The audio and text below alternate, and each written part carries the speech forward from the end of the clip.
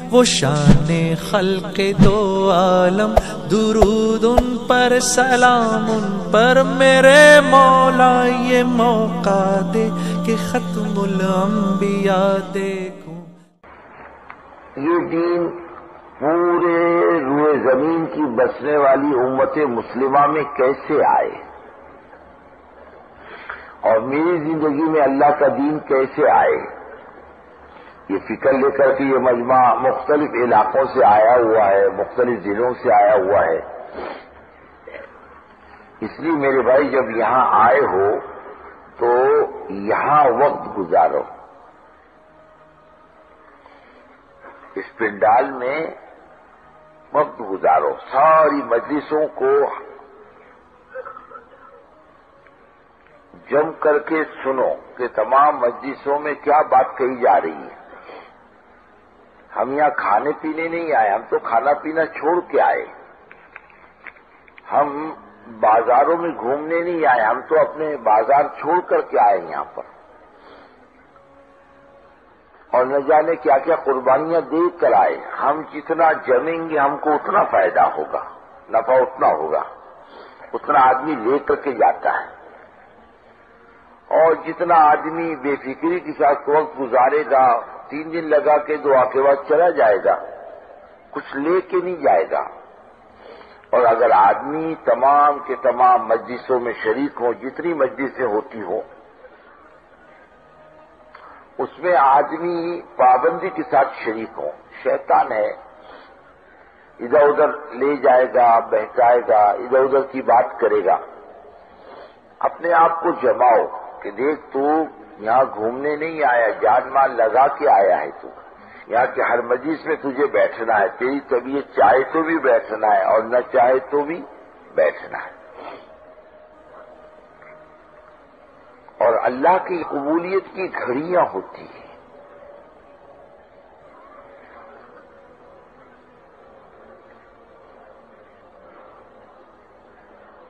اور وہ قبولیت کی گھڑیوں میں کوئی بات دل کو لگ جاتی ہے، اور وہ اللہ کے نزدیک قبولیت کا وقت ہوتا ہے۔ حضرت فضیل ابن عیاض رحمۃ اللہ علیہ ڈاکہ ڈالتے تھے، مکان کی چھت پہ چڑھنے لگے تو کوئی کلام پاک کی تلاوت کر رہا تھا، الم یعن للذین آمنوا ان تخشع قلوبهم لذکر اللہ، کیا ایمان والوں کو اللہ کی طرف آنے کا وقت نہیں آیا؟ بس ان کے کان میں یہ بات پہنچی، اتر گئے، کہا گیا وقت، ویسے توبہ کر لی اور زندگی بدل دی، تو ولیوں کے سردار کہلائے۔ گھڑیاں ہوتی ہیں کچھ، اور وہ گھڑیاں قبولیت کی ہوتی ہیں اللہ کی طرف سے۔ اس کے لیے ہم ہر مجلس میں شریک ہوں اور ہر مجلس کی قدر کریں۔ کون کہنے والا یہ نہ دیکھے، کیا کہتا ہے یہ دیکھے۔ ہر آنے والا اللہ اس کے رسول کی بات کہے گا، اور آدمی کی طبیعتیں مختلف ہوتی ہیں، کسی کو کیا بات کا اثر ہوتا ہے، کسی کو کیا بات کا اثر ہوتا ہے، کون آدمی کیا چوٹ لے کے جاتا ہے۔ طبیعتیں مختلف ہیں اور مختلف باتیں ہوتی ہیں، تو مختلف طبیعتوں پر اس کا اثر پڑتا ہے۔ ہم ایک تو ہر مجلس میں شریک ہوں، ہر مجلس کی ہم قدر کریں، دوسروں کو بھی جمائیں۔ ہم جمیں، ہم لے کر آئے نا لوگوں کو، ان کو بھی جمائیں۔ پہلے جماعتیں آتی تھیں لوگوں کو لے کر، تو جو ذمہ دار ہوتا تھا وہ سب کی فکر کرتا تھا، بھائی اس نے کھانا کھایا، یہ تعلیم میں بیٹھا ہے، یہ بیان میں شریک، اس کو ساتھ لے کے بیٹھتا تھا اپنی جماعت کو۔ جیسے مرغی ہوتی نا اپنے بچوں کو سمیٹتی ہے، ایسا ذمہ دار مرغی کی طرح ہے، وہ اپنے ساتھیوں کو سمیٹنا چاہیے۔ ہر مجلس میں انہیں تعلیم میں لا کر کے بٹھائے، انہیں بیان کے اندر لا کر کے بٹھائے، ان کے کھانے کا خیال رکھے، ان کے آرام کا خیال رکھیں، ان کا وقت ضائع نہ ہونے دیں۔ ہم محنت کر کے لائیں گے اپنی کمائی ہے اور واپس جا کر ان کو پھر سمیٹنا ہے کام کرنے کے اندر. لے جا کر کے سمندر میں مچھلی نہیں چھوڑنا ہے، بلکہ جن کو لے کر کے آئے ہیں ان کو سمیٹنا اور ان کا ذہن بنانا اور واپس جانے کے بعد ان کو دوبارہ سمیٹنا کام کرنے کے اندر. اپنے کو تو امت میں داعی تیار کرنے، اللہ کا پیغام دینے والے لوگ امت میں تیار ہو جائیں. عبادت کرنے والی قوم تو پیچھے بہت بڑی بڑی قومیں تھی. 600 سال 700 سال 800 سال عبادت کرنے والے انسان بھی ملیں گے آپ کو پچھلے نبیوں کی امت کے اندر. مسلم کی روایت میں کہ ایک آدمی جس کی 600 سال کی زندگی عبادت میں گزری، وہ کمانے کے لیے نیچے نہیں آیا، پہاڑ پر ہی بیٹھا رہا، وہیں اللہ اللہ کرتا. اللہ نے میٹھے پانی کے چشمہ نکال دیا تھا اور ایک سیب کا درخت لگوا دیا تھا کہ بھوک لگے تو یہ کھا لو، پیاس لگے تو پانی پی لو. بس وہ اللہ اللہ ہی کرتے رہے 600 سال. عبادت کرنے والی قومیں تو تھیں. ہم نے جو چیز کھوئی ہے زندگی میں وہ خدا کا پیغام دینا چھوڑ دیا، جس کی یہ امت مکلف تھی. اپنے کو تو ہر ایک کو داعی بنا رہا ہے. رسول اللہ صلی اللہ علیہ وسلم نے پوری امت کو داعی بنایا تھا. ایک ایک فرد حضور پاک صلی اللہ علیہ وسلم کے زمانے کا داعی تھا، اللہ کی بات کہتا تھا، ہر ایک کو اللہ کی بات پہنچاتا تھا، ہر ایک کو متوجہ کرتا تھا اللہ کی طرف. سیدنا ابوبکر صدیق رضی اللہ تعالیٰ عنہ ایمان لانے کے بعد سمجھانا نہیں پڑا بٹھا کر کہ تمہارے ذمہ کیا کام ہے، فوراً متوجہ ہو گئے اور لوگوں کو تیار کر کے لائے حضور پاک صلی اللہ علیہ وسلم کی خدمت میں. حضور یہ ایمان میں داخل ہونا چاہتے ہیں. حضرت طفیل بن عمرو دوسی رضی اللہ تعالیٰ عنہ ایمان لانے کے بعد اجازت مانگی، حضور جاؤ اپنے قبیلے میں. فرمایا جاؤ. 1 سال کے بعد وہ لوٹے اور لوٹنے کے بعد آپ نے فرمایا طفیل کیسے آئے؟ بولے حضور اس لیے آیا ہوں بد دعا کر دو سب مر جائیں. اتنی جلدی مایوس کیوں ہو گئے؟ 1 سال میں ایک بھی ایمان نہیں لایا. ارے آدمی محنت کرتا نا محلے میں، بعد میں 1 2 سال گزر جاتی، ایک بھی ہاتھ نہیں لگتا. مایوسی کا سوال نہیں. اپنی یہاں تو مایوسی کی کوئی منزل نہیں، نا امیدی نہیں. اپنے یہاں تو امید ہے. حضرت میں 1 سال سے محنت کر رہا ہوں، ایک بھی ایمان میں داخل نہیں ہوا. اور میں نہیں جاؤ واپس جاؤ. بہت سے ہیرے موتی ہیں تمہاری قوم میں،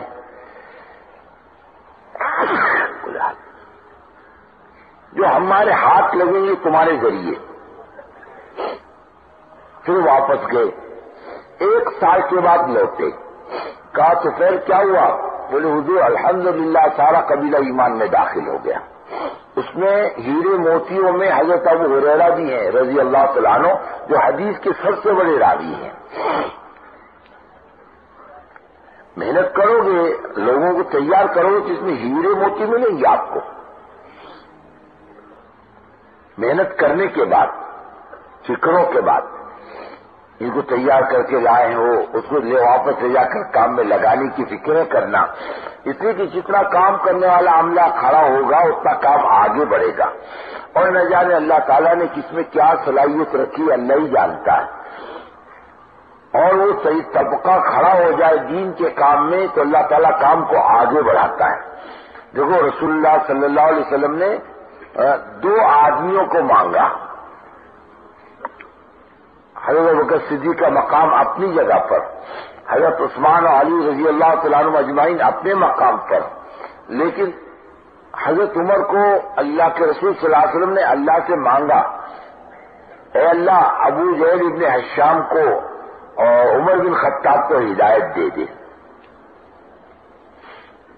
اور ایک روایت میں آتا اللہم اید الاسلام بعمر بن خطاب خاصۃ، اے اللہ حضرت عمر کو ہدایت دے کے اسلام کو تقویت پہنچا خاص طریقے سے. بعض لوگ مانگنے سے آتے، حضرت عمر کو مانگا اللہ کے رسول صلی اللہ علیہ وسلم نے خدا سے. ہم بھی مانگے کہ اللہ کام کرنے والے اچھے ساتھی دے دے. اللہ سے مانگو اور نہ جانے کس میں کیا خصوصیت ہے.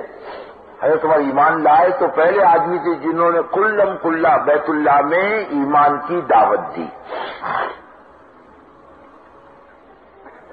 ایسی آپ بھی محنت کرو. اللہ نے جانے کیسے ہیرے موتی دے دے دین کے کام کرنے کے اندر. ان کو آگے بڑھانا، ہمت افزائی کرنا، ترغیب دینا، مزاج بنانا، ان کو سمجھانا، ان کو نگاہ میں رکھنا، آتے جاتے ان پر محنت کرنا. بعض مرتبہ ایک آدمی پر محنت کرنے کی وجہ سے کیا ہوتا ہے، پورا کی پورا علاقہ، پوری کی پوری بستی اللہ تعالیٰ کھڑا کر دیتا ہے. اس کے لیے یہاں ان کو جمانا، فکر مند کرانا، ان کو ایک ایک بات سمجھانا. بہت سی باتیں نیا آدمی آتا ہے سمجھ میں نہیں آتی. تو عمومی اجتماع ہے، پرانوں کا تو ہے نہیں، عمومی اجتماع ہے. ہر قسم کا طبقہ اس میں آئے گا، ہر لائن کا طبقہ آئے گا، نیا آئے گا، پرانا آئے گا، بالکل اجنبی بھی آئے گا. ایک ایک بات سمجھانا یہ آپ کی ذمہ داری ہے. اور ہر مجلس میں جمنا، ہر مجلس کی نورانیت آپ کو الگ الگ ملے گی.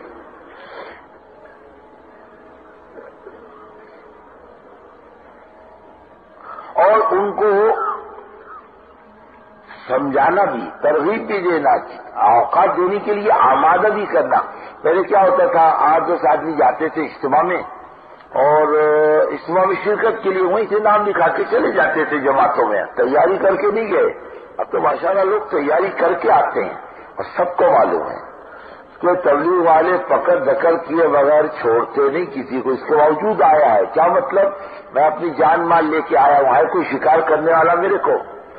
یہ تو چیلنج کر رہا ہے سب کو کہ میں تیار ہوں. ہے کوئی ہاتھ ڈالنے والا؟ ہم اس کی فکر نہیں کرتے، ہم توجہ نہیں کرتے اس کی طرف، ہم ایسی چھوڑ دیتے ہیں اس کو. اگر فکر کرے نا تو انشاءاللہ وہ تیار ہو جائے گا. ایک تو یہ گزارش آپ حضرات سے، وہاں مدراس کے ریلوے والوں کے اجتماع میں ہم لوگ نظام الدین سے گئے. ریلوے کے جو ذمہ دار ہیں وہ کہنے لگے مولوی صاحب ذرا چل کر دیکھو ہمارے تعلیم کے حلقے کیسے ہیں. بھائی تعلیم کے حلقے کوئی دیکھنے کی چیز ہے تو ہمیشہ دیکھتے آئے. نہیں فرمایا کم سے کم ایک نگاہ ڈال لو ہمارے تعلیم کے حلقے کیسے ہیں. گئے بھائی تعلیم کے حلقے دیکھنے کے لیے، تو ایک آدمی ان کا چلتا پھرتا نہیں تھا. ایک آدمی،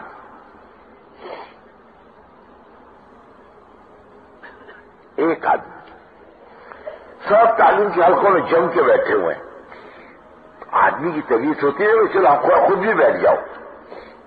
باقی سوائے جو نظم کرنے والے خدمت والے لوگ تھے وہ بیچارے ادھر ادھر تھے. باقی تمام کے تمام مجمع جو پورے ڈویژن سے آیا تھا ہندوستان کے، اپنے تعلیم کے حلقوں میں جم کے بیٹھا ہوا. ہاں یہ بھی ایک کام ہے، یہ بھی ایک عمل ہے. اور یہ تعلیم کے حلقے بہت عجیب انداز کے حلقے تھے،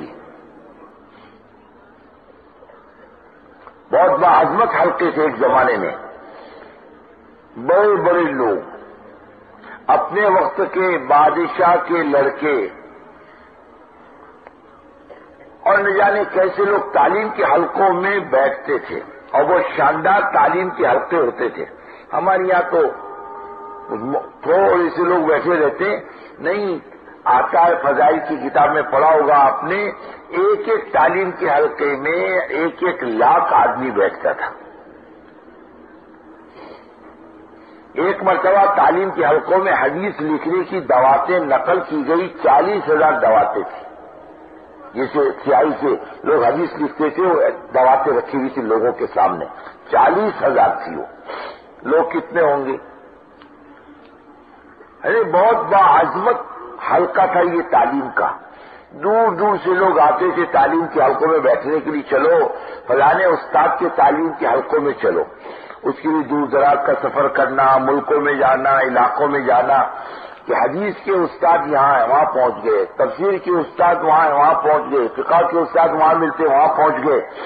اس طریقے سے امت میں ان حلقوں کی قدر تھی. ہم ان حلقوں کی قدر کریں، اس میں اپنی ذات سے جم کر کے بیٹھے، دوسروں کو بھی جمائیں. اس طریقے سے ہمارے اوقات لگیں.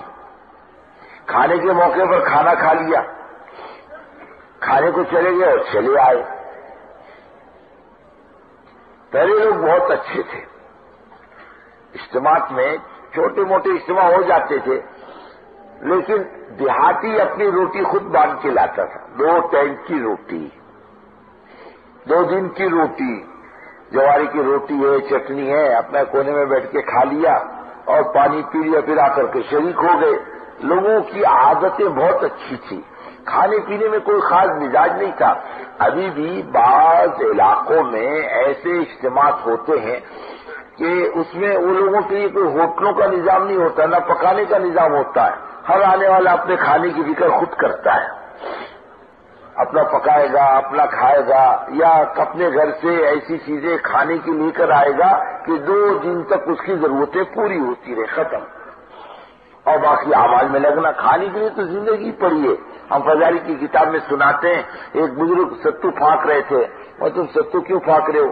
اور میں نے دیکھا کہ 70 دفعہ سبحان اللہ کہنے پر، 1 لقمہ چبانے، کھانا کھانے پر 1 لقمہ چبانے پر 70 دفعہ سبحان اللہ کہا جا سکتا ہے۔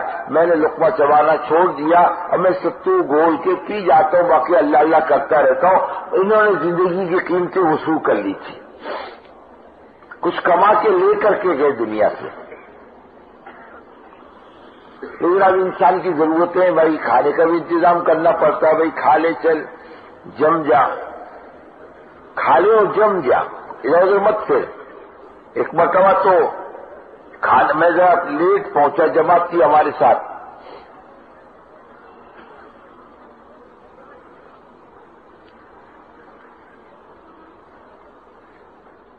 کہنے لگے کائے کی تبلیغ تمہاری، پہلے ہمارے کھانے کا بندوبست کرو، بعد میں کام کی باتیں کرو۔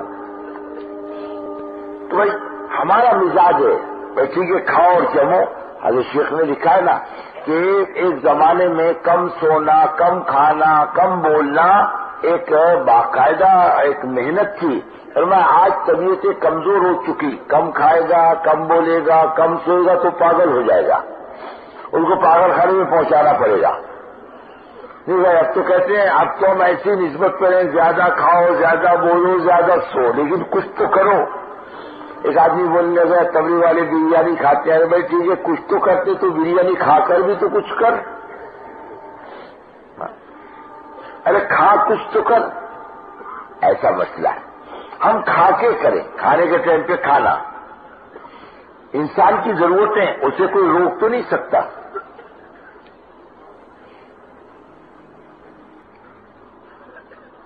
اس موقع پر بزرگوں دوستوں اپنی ضرورتیں پورا کر لی اور چلے آئے۔ ایک آدمی کو بیڑی کی عادت ہے، ہم منع تھوڑی کرتے بھائی بیڑی مت پیو، ایک آدمی کو تھوڑی کہتے بھائی تو پان مت کھا، بھائی اپنی ضرورتیں پوری کر لے اور چلا۔ اس کے لیے آیا، اس کے لیے نہیں آیا، اس کے لیے آیا ہے، یہاں کے لگ جا اعمال کے اندر۔ ایک آدمی کی ضرورت ہے، وہ ضرورت اپنی پوری کر کے آئے، پھر آ کر کے یہاں شریک ہو جائے۔ آرام کے ٹائم پر آرام کریں تو اجتماعی عمل کے موقع پر طبیعتیں ساتھ دیتی ہیں۔ ابھی آرام کے ٹائم پر تو چلنے پھرنے میں وقت لگا دیا، چیزوں میں وقت لگا دیا، ہاں بھائی یہ پنڈال کیسے بندہ، استنجے خانے کیسے ہیں، اور وضو کی جگہ کیسی ہے، اس میں لگ جائے گا تو کچھ لے کر کے نہیں جائے گا۔ مطلب ہم لوگ گئے مسجد نبی صلی اللہ علیہ وسلم میں، تو بڑی اچھی خوبصورت مسجد بنائی ہوئی ہے۔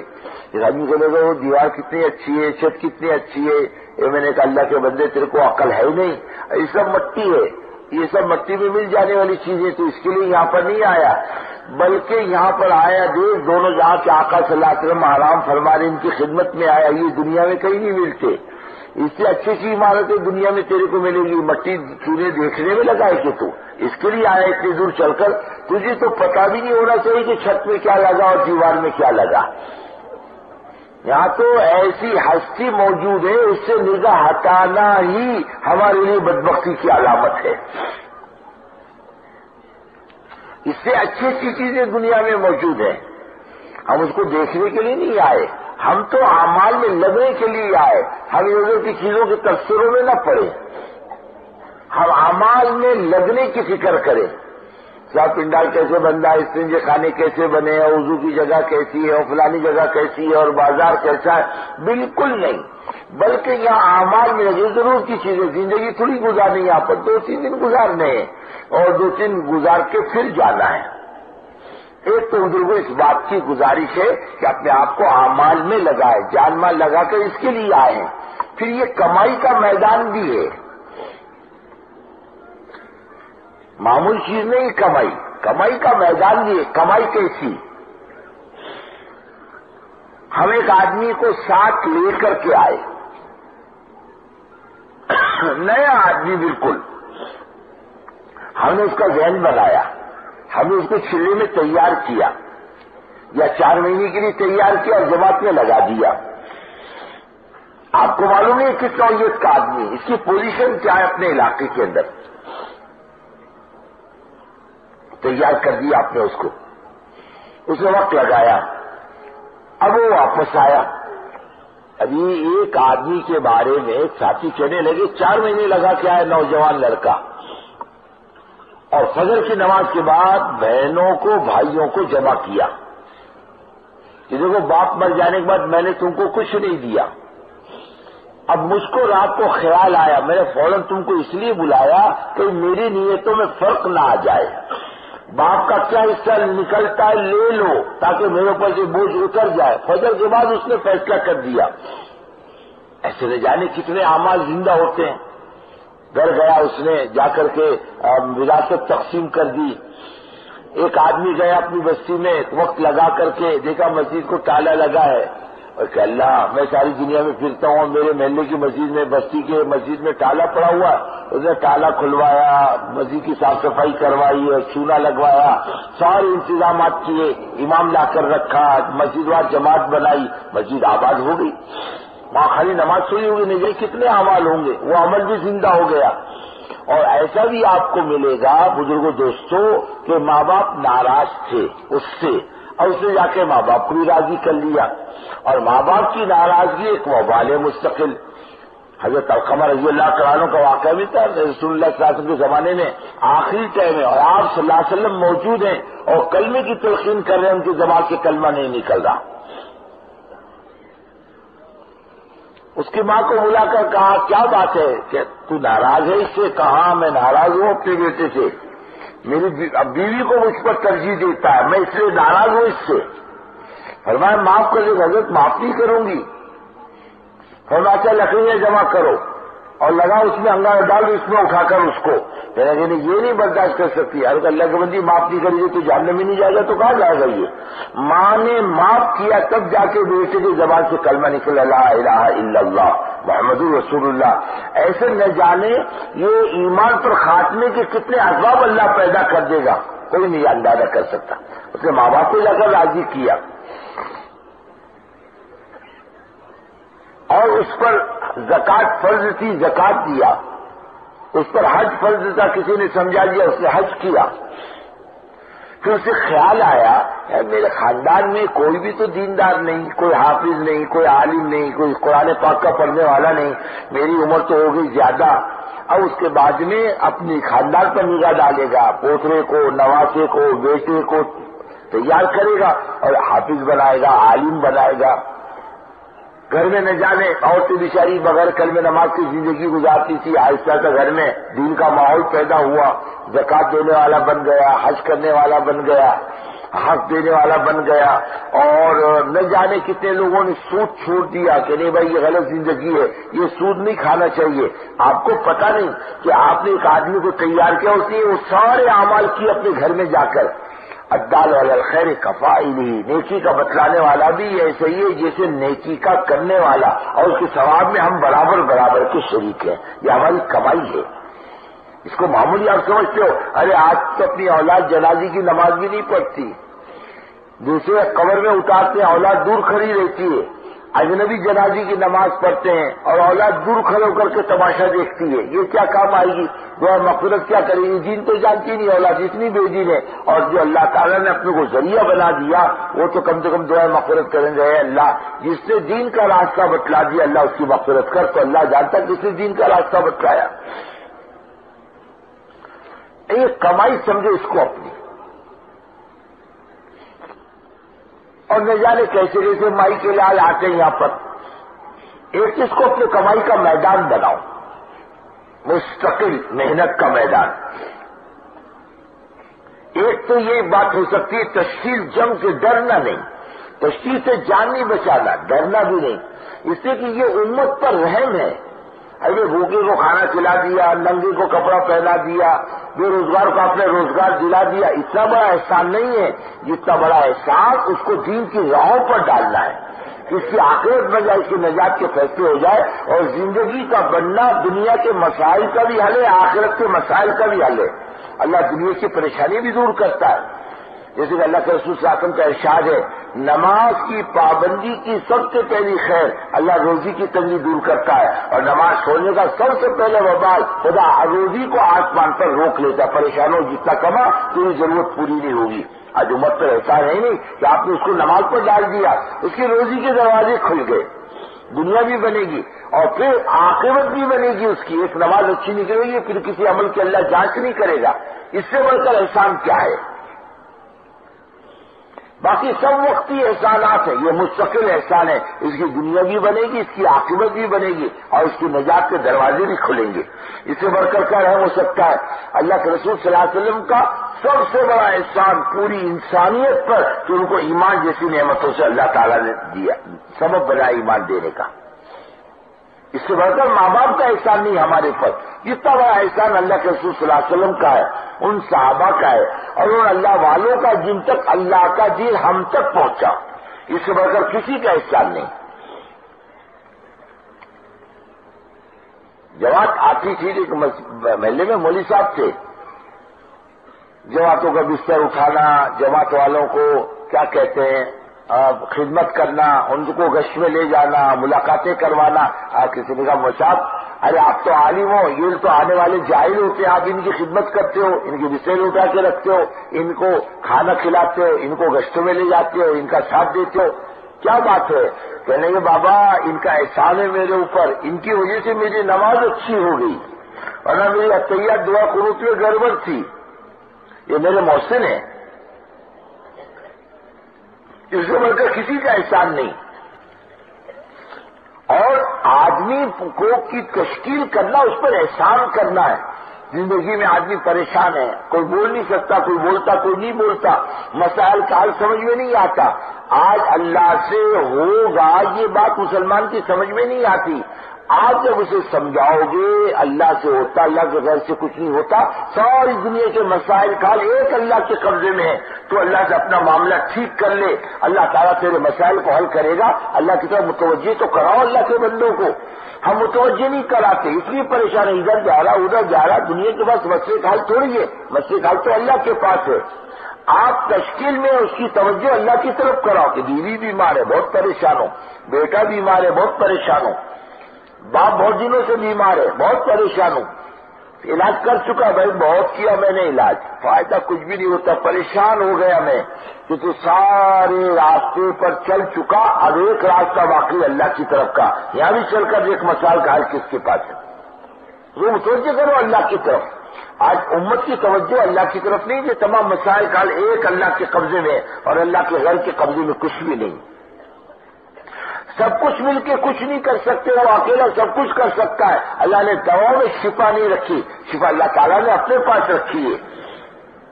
ایک ڈاکٹر صاحب کہنے لگے کہ تجربہ ہو گیا میرا زندگی بھر کا کہ جو اسباب علاج کے صحت کے وہی اسباب موت کے بھی بن رہے آج کل. دوائیاں موت کا سبب بن رہی ہے، اور لوگ دوائیوں کو کیا سمجھتے ہیں؟ صحت کا سبب، اور یہی دوائیاں موت کا سبب بن رہی ہیں. یہ دوا پی کے آدمی مر رہا، کیا ہوگا؟ ریئیکشن ہو گیا.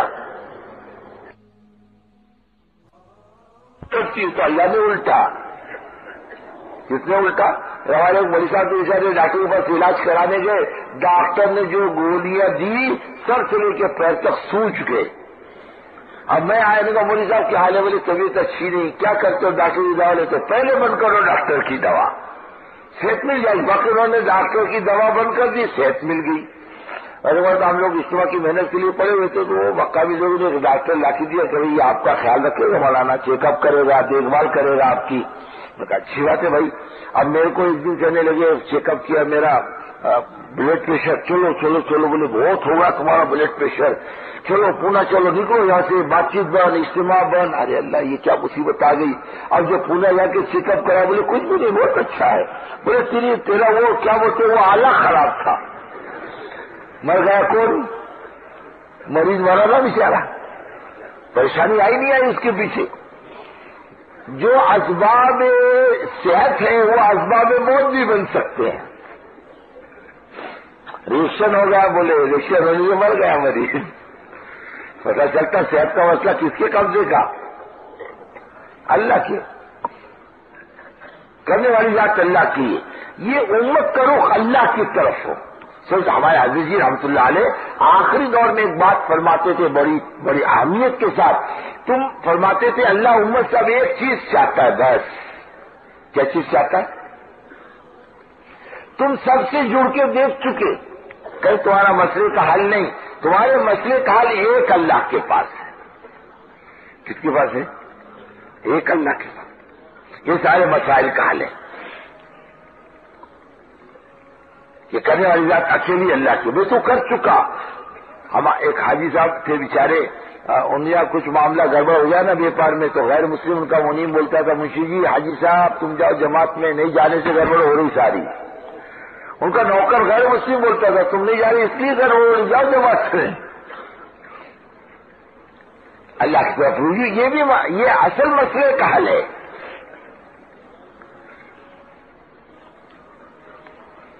اللہ سے نگاہ ہٹنا ہمارے لیے خطرناک ہے۔ حنین میں کیا ہوا تھا؟ ہم بہت ہیں، دشمن بہت کم ہیں، اللہ سے نگاہ ہٹی، اللہ نے ناکامیاب کیا۔ ہم تو پوری زندگی اللہ سے نگاہ ہٹائے ہوئے ہیں، سارے مسائل کا حل ایک اللہ کے قبضے میں۔ ابھی بیچارہ مقدمے کی لہر سے پریشان، ابھی بیچارہ کاروبار کے لہر سے پریشان، بیوی کی بیماری کی لہر سے پریشان، ماں کے اور باپ کی بیماری سے پریشان، حالات سے پریشان، نرم گرم سے پریشان۔ بھائی جا ایک مسئلے کا اللہ کے پاس بھی جا، اللہ سے معاملہ ٹھیک کر، اٹھا بوریے بستر اور جا اللہ کے راستے میں۔ اور غریب آدمی ہو تو اس میں مت گھبراؤ، غریب کیسے جائے گا جماعت کے اندر؟ اس پر احسان یہ ہے اس کی تشکیل کر کے جا، بھائی فلانی تیری سائیکل بیچ، ارے تیری اسکوٹر بیچ، تیری آج کی گھڑی بیچ، تیری فلانی چیز بیچ، فلانی چیز بیچ، جا بیچ کے جا۔ اور جو تیرے گھر کے اندر برتن رکھے نا تانبے پیتل کے، تیرا باپ بھی دیکھتا ہوا مر گیا، تیرا دادا ہوا دیکھتا ہوا مر گیا، تو بھی دیکھ کر مر جائے گا، اس کو بیچ کے جا۔ بولتا نہیں بولتا دیکھو ہندا میری دادا کے زمانے کا، تو بھی دیکھ کے مر جائے گا، تیرا بھی دادا دیکھ کر مرا ہے نا بھائی۔ ارے بولے یہ بڑا بڑا برتن ہے نا پکانے کا، یہ میری نانی کے زمانے کا ہے۔ ٹھیک ہے تیری نانی بھی گئی، تو بھی جائے گا، نکال بیچ اس کو۔ یہ کیا نمائش سے پیٹ بھرتا ہے دیکھ کر کے؟ ارے بولو پیٹ بھرتا کیا؟ نہیں، ایک کنجوس تھا کنجوس، کوئی سونے کا ٹکڑا ہاتھ لگ گیا اس کا، وہ زمین میں کھود کے اس نے دوا دیا، اس میں مٹی ڈال دی، روز آتا اس کو نکالتا، اس کو چومتا، پھر رکھتا، پھر مٹی ڈالتا۔ ایک چور نے دیکھا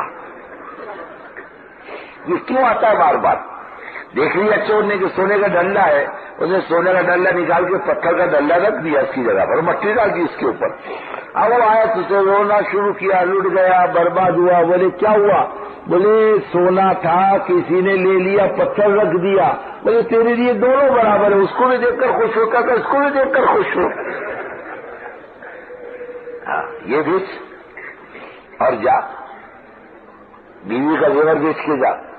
کیا بیماریوں میں، شادی بیاہ میں، مسائل کے طور پہ بیوی کے زیور نہیں بکتے؟ کہ اللہ اس کے رسول اس لائق نہیں مسلمان کے نزدیک کہ ان کے نام پر زیور بیچا جائے؟ دنیا کے لحاظ سے قرض لیتا ہے کہ اللہ اس رسول کی نسبت پر قرض لینا کوئی عیب کی بات ہے اگر دینے کی نیت ہو تو۔ شیخ العزیز صاحب رحمۃ اللہ علیہ سے کسی نے کہا حضرت آپ قرض لیتے ہو ادا ہوتا ہے، ہم لیتے ادا کیوں نہیں ہوتا؟ ہم لیتے اللہ کے بھروسے پر، تم لیتے ہو اپنے بھروسے پر۔ یہ راستے کھولے گا اس کے لیے، یہ قربانیاں کیا کرے گی؟ راستے کھولے، یعنی کتنے کام کرنے والے اپنے گریبان میں منہ ڈال کر دیکھ لیں، بولنے کی ضرورت نہیں۔ تبلیغ سے پہلے کیا تھے اور تبلیغ کے بعد زندگی کیسی پلٹی؟ ارے روٹیوں کو محتاج ہے، بریانی کھاتے ہیں، سائیکلوں کو محتاج ہے، موٹروں میں پھرتے ہیں، پھرتے نہیں پھرتے، کل کھدر کا کپڑا نصیب نہیں تھا، آپ ٹیلی کاٹ پہنتے ہیں. ہاں؟ پہلے جھوپڑے میں رہتے تھے، اب فلیٹ میں رہتے. زندگی بدلی نہیں بدلی. ارے اعمال کی برکت سے اللہ دیتا ہے، ہم کیوں رکاوٹ بنے؟ دینے والی ذات اللہ کی ہے، اور وہ بڑے عجیب غیرت مند ہے اس معاملے کے اندر اللہ کی ذات. آج کے زمانے میں رواج ختم ہو گیا. یہ پہلے بہت سی باتیں خیر کی تھی امت میں، جیسے ایک عورت جو سے اپنی سہیلی کی جائے یا رشتے دار کیا کوئی نرم گرم چیز پکی، حلوہ بنا یا کوئی چیز پکی تو بیچتی تھی کہ جا میری فلانے سہیلی کو دیکھ کرا، میری بہن کو دیکھ کرا، یا میری ماں کو دیکھ کرا، یا میرے فلانے رشتے دار عورت کو دیکھ کرا. جب گھر کے بچے یا نوکرانی وہ برتن لے کے جاتی تو وہ عورتیں کیا کہتی سامنے والی، برتن رکھ کر جا، کل پرسوں دیکھیں گے. یعنی کیا مطلب؟ خالی برتن بھیجنا اچھا نہیں لگتا، ہمارے گھر میں دال بھی پکے گی تو ڈال کر بھیجیں گے. ایک عورت کی غیرت ہے، خالی برتن واپس نہیں کرتی. اللہ کی بھی تو غیرت ہے، خالی برتن وہ واپس نہیں کرتا. صحابہ کو دیکھو، مکے مدینے کے چھوٹے چھوٹے مکانات اور چھوٹے چھوٹے باغات اور اپنی چھوٹی موٹی کمائی کو قربان کیا. اللہ نے کیسر و کسرا کے خزانوں کے منہ کھول دیے ان کے لیے.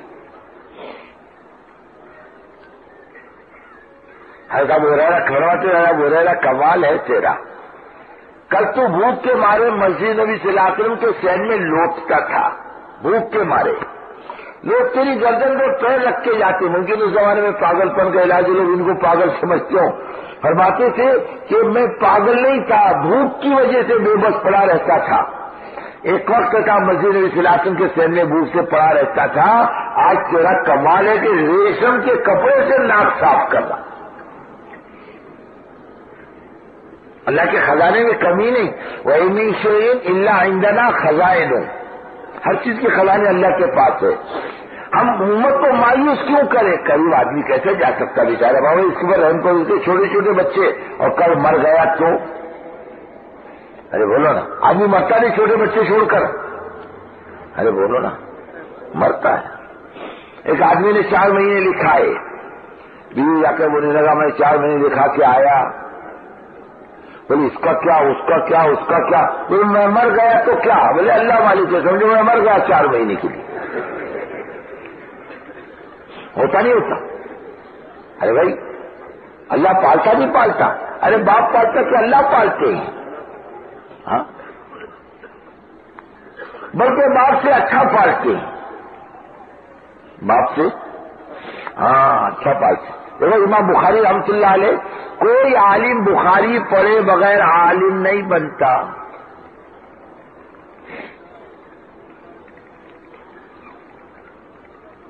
اور دنیا کے تمام علماء پر اس ماں کا احسان ہے جس نے امام محمد ابن اسماعیل بخاری کو امام بخاری بنایا. یہ ایک یتیم پیدا ہو گئے، امام بخاری یتیم پیدا ہوئے، باپ کا انتقال ہو چکا تھا پہلے، اور 2 سال کی انہیں اندھے بھی ہو گئے تھے. ماں نے کہا اللہ میرا بچہ یتیم اور پھر اندھا. ماں نے رو دو کے آنکھیں مانگ لی کہ اللہ میرے بچے کی آنکھیں دے دے. پھر وہ ماں اس بچے کو لے کر کبھی تاشقند، کبھی سمرقند، کبھی بخارا، کبھی فرغانہ، کبھی کاشغر علم حدیث کے لیے لے کر پھرتی رہی وہ ماں. پھر ایک وقت آیا کہ محمد ابن اسماعیل بخاری امام بخاری کہلائے. 9000 حدیثوں کو جمع کیا. فرماتے حدیث لکھنے سے پہلے میں نے غسل کیا، 2 رکعت پڑھی، 18000 رکعتیں تو نفل پڑھی انہوں نے موٹے حساب سے، اور 9000 دفعہ غسل کیا. اور حدیث لکھنے سے پہلے دعا مانگی، طبیعت مطمئن ہو گئی تو اسے نوٹ کر لیا، اور طبیعت مطمئن نہیں ہوئی تو میں نے اسے نوٹ نہیں کیا. اور پھر 9000 حدیثوں میں سے 5000 حدیثیں اکٹھا کر لی. آج دیکھو تمام کا اس پر اتفاق ہے کہ قرآن کے بعد سب سے صحیح کتاب بخاری ہے. چھوڑ دیتی تو بچہ ضائع ہو جاتا. ایسی امت کو چھوڑ دو گے تو یہ امت ضائع ہو جائے گی. کوئی اس کو پکڑنے والا نہیں، کوئی اس کو قریب کرنے والا نہیں، کوئی اس پر رحم کرنے والا نہیں. اپنے مطلب کے لیے سب جاتے ہیں، اس کی مطلب کے لیے کوئی نہیں جاتا. ایک ٹھیکیدار بولنے لگا کائے کو آتے ہو بار بار میرے پاس؟ تبلیغ والے کائے کو آتے ہو؟ ارے میں مسجد کو پیسہ دیتا ہوں، سیمنٹ دیتا ہوں، لوہا دیتا ہوں، مسجد بنا کے دیتا، مدرسہ بنا کے دیتا، اب تو میرا پیچھا چھوڑو، اب کائے کو میرے پیچھے پڑے ہو تم؟ کیا چاہتے ہو؟ میں مسلمان نہیں ہونے کے دیں 3 دن کی جماعت میں ہمارے ساتھ چلو۔ چلو بولے جائیں گی بس، کیا تم تیر مارو گے؟ چلو۔ اب جو واپس آیا بولتا تھا اللہ میرے کو معاف کرے، میرے کو کلمہ بھی یاد نہیں تھا۔ امت پر رہے نہیں، اس کو اللہ کی طرف لگاؤ، متوجہ کرو۔ یہ بہترین موقع یکسو ہو کر کے آیا ہے چاروں طرف سے۔ ایک تو ترغیب دے کے اسے آمادہ کرنا، تیار کرنا، جماعت بنانا، جماعت میں لگانا، اور اس کے مسائل ہیں اس کے بارے میں سوچنا۔ ارے بھائی میرا فلانا کام ہے کہ میں انشاءاللہ کر لوں گا، اور میرے پاس پیسے کم ہے، بھائی تو لے جا، چل یہ پیسے بعد میں آ کے میرے کو دے دینا۔ کسی طریقے سے اسے تیار کرو، یہ امت پر سب سے بڑا احسان ہے۔ ایک تو یہ تشکیل کا میدان ہے، کمائی کا میدان ہے، ایک خدمت کا میدان ہے۔ آپ خدمت کر سکتے ہو یا خوب جم کر۔ ایک تو یہ ہے کہ بھائی دیکھو سردی کا موسم ہے، پھر اس علاقے میں اتنی سردی نہیں ہوتی جتنا اوپر کے علاقے میں ہوتی ہے، پھر بھی لوگ آتے ہیں بیچارے، اور وہ بیچارے پریشان ہیں سردی سے، آپ نے اپنی چادر دے دی۔ یہ بھی دل جیتنے کے اسباب ہیں۔ بہت زمانہ ہوا، میرے خیال سے 30 سال سے اوپر ہوئے، ایک بڈھا آتا تھا اجتماع میں، جب ہم لوگ پنڈال میں، چھوٹا سا پنڈال تھا، اس میں ہم لوگ بستر ڈال کے لیٹ گئے تھے، سردی کا موسم تھا، اور بڈھا بیچارہ رات بھر کڑ کرتا رہا۔ میں نے یار کائے کوئی بیچارہ کڑ کر رہا، کبھی کروٹیں بدل رہا۔ میں نے کہا بڑے میاں کیا بات ہے؟ کہ نیند نہیں آ رہی۔ کیوں نہیں آ رہی؟ بولے سردی ہے، میرے پاس اوڑھنا کم ہے۔ میں نے کہا میری سرانے چادر ہے، وہ بڑے میاں پر ڈال دیا، سو جاؤ۔ اور وہ بڈھا مرتے دم تک اجتماع میں آتا رہا، لکڑی ٹیک کر آتا تھا لیکن آتا تھا۔ ایک سفر میں سردی کا موسم، کڑاکی کی سردی، ایک ساتھی نے ایک بڑے میاں پر اپنا لحاف ڈال دیا۔ ہم لوگوں کا بستر ادھر تھا، ان کا بستر ادھر تھا، بڑے میں بیچ میں پڑے تھے، ایک شال میں کڑ کر رہے تھے، انہوں نے ڈال دی اپنی رضائی۔ ارے بڑے میاں نے بڑے مزے کی دعائیں دی، اللہ تیرا حشر انبیاء کے ساتھ کرے، صحابہ کے ساتھ کرے۔ میں نے کہا کاش میں کمبل ڈال دیتا تو یہ دعائیں میرے کو ملتی، نہ جانے کس کی دعا سے اللہ کس کا بیڑا پار کر دے۔ یہ خدمت کا موقع بھی، اور نہ جانے اس میں کیسے کیسے لوگ آتے ہیں، آپ کو کیا خبر، جن کا مقام سوائے اللہ کے کوئی نہیں جانتا کہ کس پوزیشن کے لوگ ہیں۔ ایسے لوگ آتے ہیں، یہ خدمت کا موقع بھی ہے۔ اب اس سنجے کو گئے آپ تو لین لگی ہے، آپ نے کیا کیا؟ اے بڑی میاں تم آگے چلے جاؤ۔ ایک آدمی کو دیکھا بیچارہ اپ ٹو ڈیٹ ہے، اس کے گھر کے بیت الخلا تو اپنے یہاں کے مکانوں سے اچھے، وہ آئے بیچارہ، آپ نے پانی لیا، بھائی صاحب یہ لیجیے، جائیے تشریف لے جائیے۔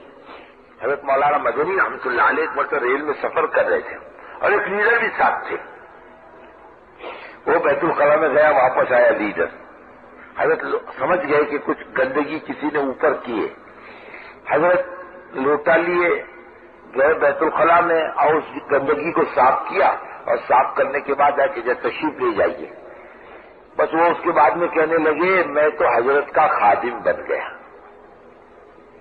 ہمارے نزدیک معمولی چیز معلوم پڑتی، دل جیتنے کے اسباب ہیں۔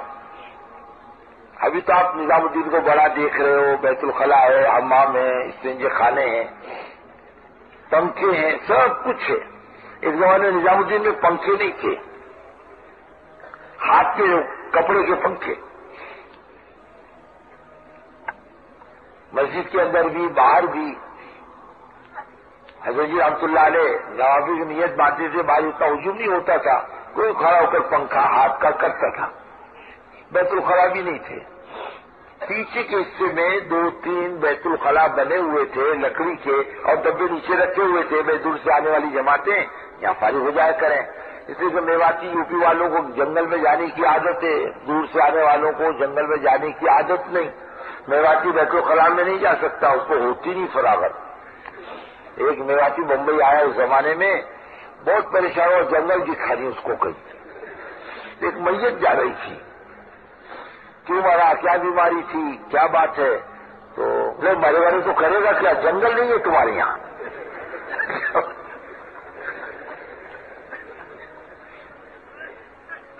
اور بعض لوگ جو ہوتے ہیں دیہاتیوں میں، دیہاتی کو عادت ہے جنگل کی، اور شہری کو جنگل میں نہیں پڑا ہوتے تھے بیچارے، وہ گھبراہٹ ہوتی ہے. تو اس زمانے میں کوئی نوکر کا سوال ہی نہیں. جب وہ ڈبے گندگی سے بھر جاتے، حضرت مولانا صاحب رحمۃ اللہ علیہ وہ ڈبوں کو اپنے سروں پر اٹھا کر جنگل میں گندگی پھینک کر صاف ستھرا کر کے واپس آتے اور صاف ستھرا کر 2 رکعت پڑھ کے شکرانی کی ادا کرتے، اے اللہ تیرا بڑا احسان ہے، تو نے مسلمانوں کی خدمت کی توفیق عطا فرمائی. ہم تو تھوڑے سے مقام پر پہنچنے کے بعد یہ سمجھتے مجھ سے بڑا اللہ والا وہ زمین پر کوئی ہے نہیں، سب بے وقوف، میں اکیلا شانہ. اس سے تھوڑی آدمی بنتا ہے. ارے آدمی قربانیوں کے بعد، محنت اور خدمت کے بعد بنتا ہے.